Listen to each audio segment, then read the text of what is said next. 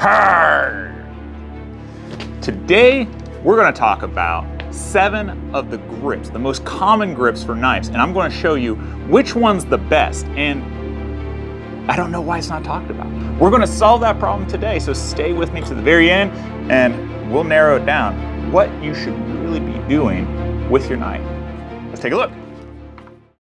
Do you all remember this video here when I was talking about Horace Kephart's knife and all the different points of the knife and how well it was designed? Well, it doesn't matter if it's Horace Kephart's knife, if you got a steak knife or a hunting knife or whatever it is, there are lots of different ways to take maximum advantage of your tool. And oftentimes we don't do that. We don't really think about how to do it. We just try to focus on the end result. And I think that's where we kind of make a mistake. So there are lots of different grips for your knife. And when you watch to the end, we're going to talk about the best grip that you can generally use.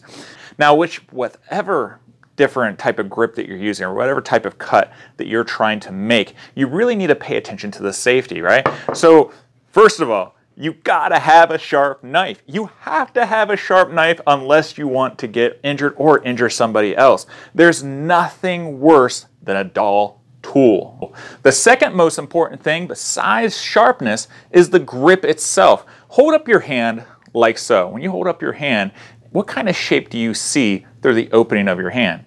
Is it a rectangle? Is it a circle? Is it an oval? Or is it kind of an octagonal? Now, the reason why I bring that up is because handles are generally shaped in the way to fit that hand. Now, they could be either rectangle or barrel, but they tend to have a little bit of elongation to it. The reason being is because your hands do not make a perfect circle, but also that perfect circle could mean that your knife starts twisting on you, and you don't want that with control.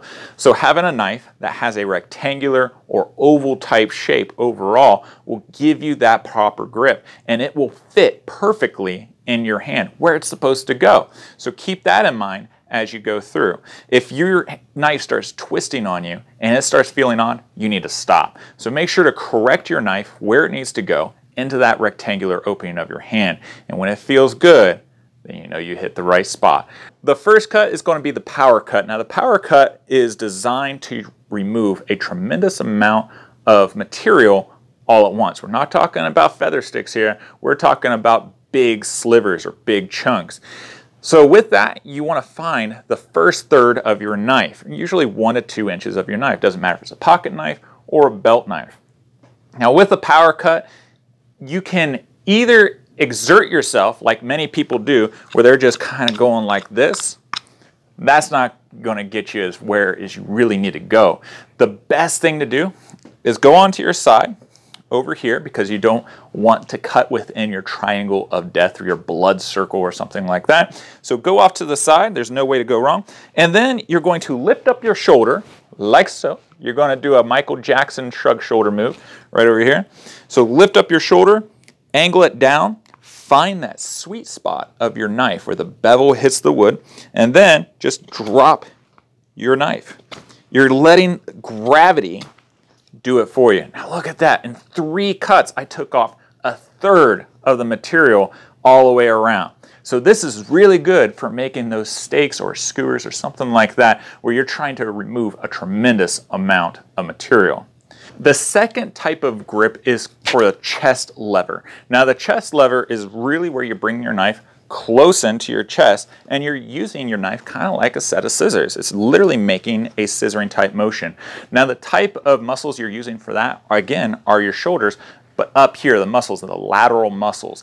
Now when you bring up your stick, make sure you bring it nice and close, and then you take your knife, again, check your grip, make sure it's nicely fitted in there, and then you bring it up here to right where your chest is. Now the reason why this is such a nice cut is because you can't really harm yourself. You're cutting forward, but it's not cutting downward, so it's not going to hit anything important. And because your wrist is only going to go so far and bend so far, there's no way for you to really stab yourself. So this is really useful when, again, you're trying to get a nice, powerful cut, but a little bit more precision with it, because you can bring it up here, right up to your face, you can look down, and you can see exactly where you're cutting. So with this, you're bringing your shoulders in, and then out, in, out. Now, if you watch, you can see how the knife is slicing.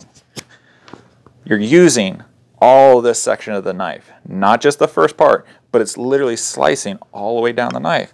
And that's why this cut is so nice, to get a lot of material removed, but with a little bit more precision. If you're just trying to make a spike, then go with the power cut, trying to remove a lot of material. If you're trying to cut just a little bit and be very precise, then do that. The next cut is a modified chest lever, and honestly, I kind of prefer this one better. I think it does a little bit better. It's where you take your knife, just like what we had with your grip and the knife facing forward, you turn it around where it's facing towards you. And then you take your item, the tool or whatever that you're trying to make, you bring your stick up. Again, you're doing the same thing. You're bringing it in close to your chest, looking down, and now as you pull, you have a little bit more leverage, putting it on your chest like so and bringing your arms out. So you just bring it out just like so. You got that nice scissor action going on, and it's removing a tremendous amount of material. Another cut that you can use with having your knife towards you. Now, generally we always teach you never have your knife towards you, right? But it's where you take your item that you're cutting, you rest it on the center of your chest, you bring it down close, and because the cut that you're making is going to stop with your arm resting against your chest, this is actually a fairly safe way of doing it. You just got to angle it, and you pull back. This is a really nice type of cut, almost like a using a planer in a lot of ways. You get some nice fine curls this way, but it only works really well if your tool is good and sharp, because if it's not, you're definitely going to feel it in your chest. And it might be a good indicator that you need to stop and sharpen your tool. Really quick, before we go on to the next one, if you've liked this video, please click like. That way other people find it. It helps them out. You'll be doing them a big favor. We appreciate it. Remember those days when you would sit down at the kitchen table with Granny and you'd be peeling away at those apples? Well, this is called the peel cut. Now this can cause you some cuts, especially with harder material. It's not like an apple or a potato. So what I would suggest with this type of particular cut, make sure you have a piece of wood that has a nice, safe, large end on it. That way you're less likely to cut your thumb off, all right?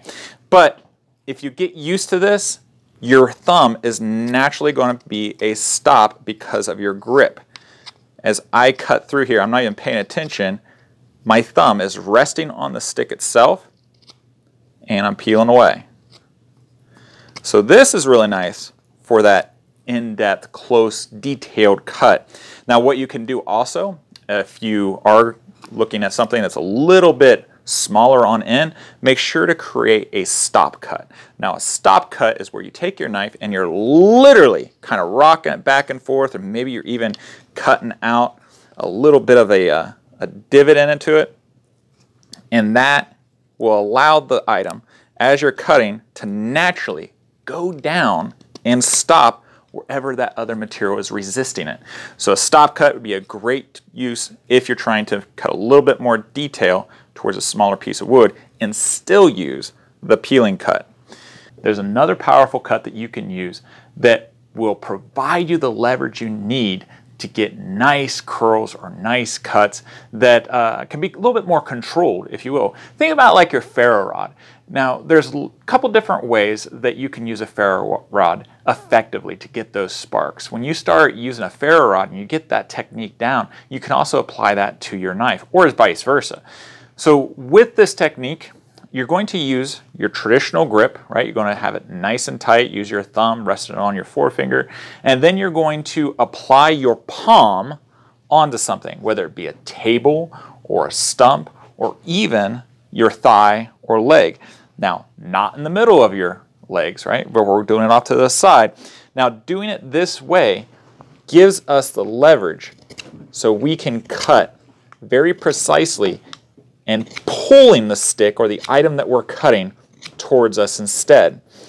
So the knife is staying in a position that gives it the maximum amount of leverage. And the nice thing about this as well, as we talked about in my video with the Kephart knife and using the full length and some of the advantages of different parts of the knife, you can take your stick and you can twist it and pull it towards you and use more of the length of your knife to get good shavings all the way across. You're exerting less force this way. So exerting less force, using less energy, and being more precise, you're being more productive in the end. That's why this is one of my favorites to use when I'm trying to get nice long slivers or remove a lot of material all at once. So you have your knife and you're whittling away and you're trying to make some really nice detail to whatever you're whittling or carving. So with that, we have the thumb push or the push cut. Now the push cut is where you literally angle your item down and you're using your thumb to push the knife. And maybe you're trying to get nice and straight or you're trying to curve it so you cut up and down. But either way, you're using your thumb to push it. Whenever you do a thumb cut, it's a good idea to have a stop cut. That way, that detail you're going for will stop where you want it to go. So keep that in mind.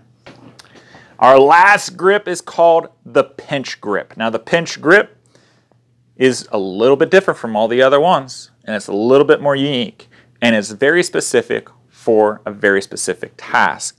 So you grab your knife and you have your 3 fingers wrapped around the handle. You take your forefinger and your thumb and you bring it up on both sides of the blade. That's why it's called a pinch grip, because if you let go of your 3 fingers, then you still have your knife. Or vice versa. You have your 3 fingers and you have control over your knife that way.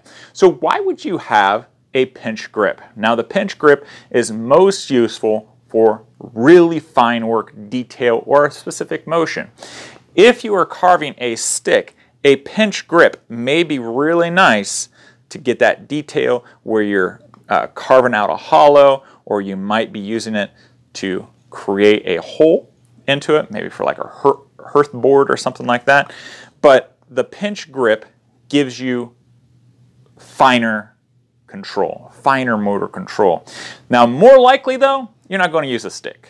What are you going to use it on?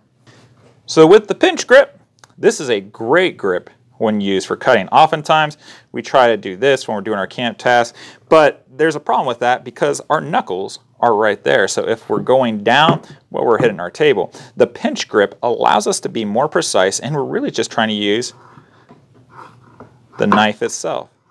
So you can either chop it down like so, or you can slice it. So when you use your knife, you're slicing it like so. This works really well for knives that have a larger belly. Now this one is okay, but it's not that great. If I were to switch over to my hunting knife, where it has that more pronounced belly, this works really well for this particular type of knife. Okay, so we talked about your normal grip, we talked about the pinch grip, but there's another super secret grip, and that's where you use your forefinger. See how my thumb is on the side of the knife, and so are my 3 fingers. They're not wrapped around at all, but more or less, I'm pinching it. Now the reason why this works so well for some particular applications is because you're using the palm of your hand to rest the back of your knife, and as you're cutting, it gives you more surface area to cut. So for this particular action, this is kind of more like a scalpel. So for your pocket knife, if you're trying to slice something like a carrot or a potato, using this type of cut would be a really good option. Or if your knife doesn't have that belly, then doing that might work out really well. See how this just kind of goes through? Can make really fine slivers this way doing that. Even with my Kephart, using this type of grip, because of how in line the handle is with the belly of the knife, using a modified pinch grip where you're taking your hand and you're holding your knife handle like so, using your forefinger, now this allows me to do a different type of cutting that works really well for this particular style of knife.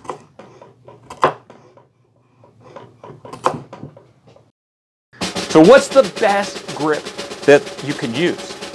The best grip you can use is one where you can safely handle the knife, have complete control, make sure that no one around you and yourself is going to get hurt, and it does the task that you need it to do.